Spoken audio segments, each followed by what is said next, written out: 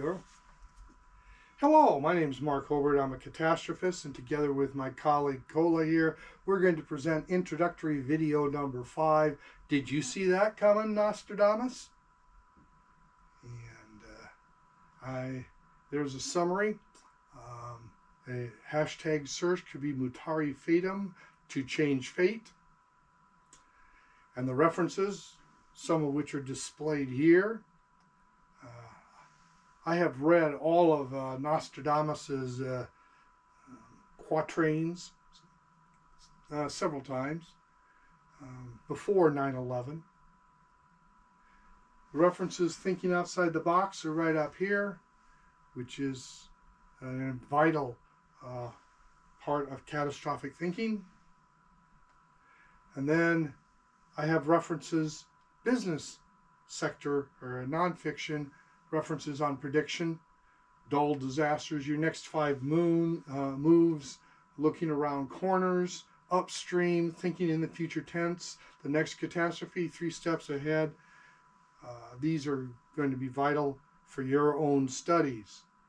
You see, catastrophic thinking is about policy formation, which means that we have to be looking into the future. We have to be making predictions. We have to think outside the box. And this, of course, assumes that you can recognize boxes that are created in your mind. And the tricky part of problem solving is anticipating the problems your solution creates and avoiding unintended consequences of the policy you're proposing.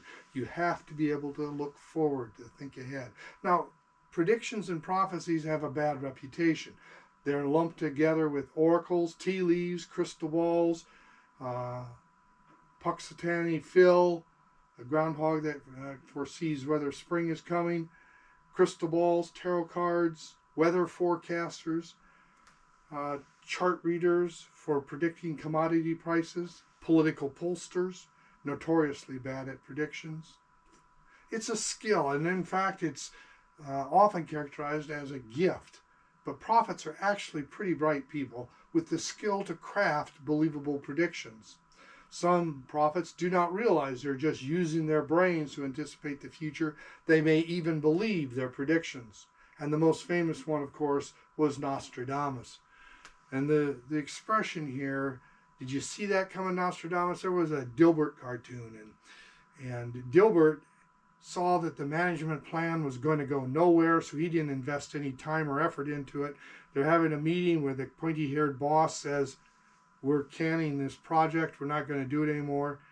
And Alice is upset because she has spent so much time working on the project diligently. And Dilbert says, "Well, I didn't, because I could see this day was coming." And so then in the next one, the next frame of the cartoon, Alice hits him with the fist of death, and thereafter you only see Dilbert as stars coming out from underneath the table. And she says to him, "Did you see that coming, Nostradamus?" Well, actually, Dilbert exercised catastrophic thinking. He could see the bad outcome. And although he didn't see Alice's reaction due to his lack of people skills, he could see that management was on a no-win path. 9/11 was not predicted. Nobody anticipated it. It caught us by surprise. But the internet is filled with misinformation designed to solicit clicks and views without regard to truth and accuracy. And for some, 9/11, Nostradamus, who lived from 1503 to 1566, had predicted that big silver birds would fly, steel birds would fly into towers. And there were several such clowns. I was able just to pick up a couple from Snoops. And this is this one. This one's from what? CNN. Did Nostradamus really predict the 9/11 attacks? These are after-the-fact prophecies that are generated by internet content providers. There's a description of them. But you could tell they were fake. I could tell they were fake. They used words like steel, which was 200 years later, dates like 1654, which is 100 years after Nostradamus died, and metaphors for airplanes like birds flying into Twin Towers. The whole point of fake prophecy is to write in abstract imagery, use vague, ambiguous terms with a mixture of languages, use cataclysm, descriptive terms which could fit any form of disaster, and for example, take the French word nouveau, which is new city.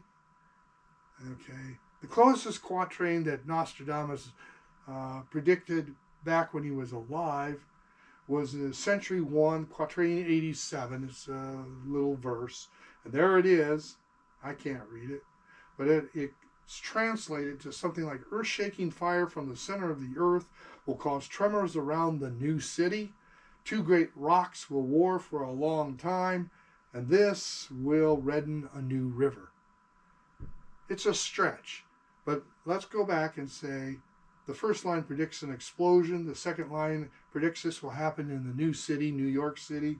Third line predicts the two rocks or the concrete Twin Towers. And the fourth line predicts a great loss of life in a river of blood. Okay.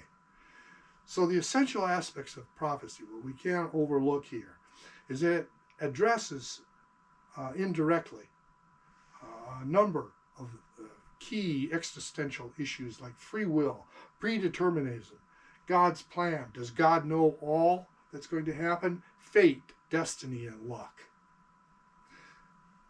I turn to the Bible, and I see what God says. In Esther 4:14, Mordecai speaks to Esther.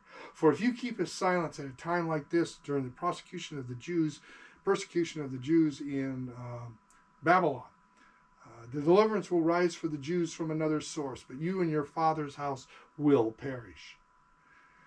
What this is saying to me, anyway, in my interpretation of Esther 4:14, is that God's plan is certain to happen. He does have a plan. But Esther's role was not predestined. Esther has free will. She can make a choice. The prophecy is prophesy about the plan, not the person. Catastrophic thinking involves solving problems before they happen, anticipating catastrophes. And I have these prediction books here to help you study and prepare for and think in terms of potential predictions for the future. You have to beware of the prophet's dilemma. The prediction prevents the catastrophe from happening, like Y2K. We predicted it. We took measures to prevent it, so it didn't happen. So everybody says, oh, it's a big waste of time, including some very prominent people. That's untrue. The predictions worked. Building a prophecy requires foresight, science, anticipation, imagination, questions, creativity, and listening to other perspectives. And I have the Art of Thinking poster on my website, which helps you develop a checklist to go through those things. Now, I can do some case studies on it, like the Global Seed Vault in Norway and the cloud supercomputers in Silicon Valley and Washington, D.C. are all located, or the entrances to them are all located near sea level. See the video on Water Woes Part 2 about the variability of sea levels. So I can prophesy right now about the demise of these efforts due to global warming and ice melting. Did you see that one coming, Nostradamus?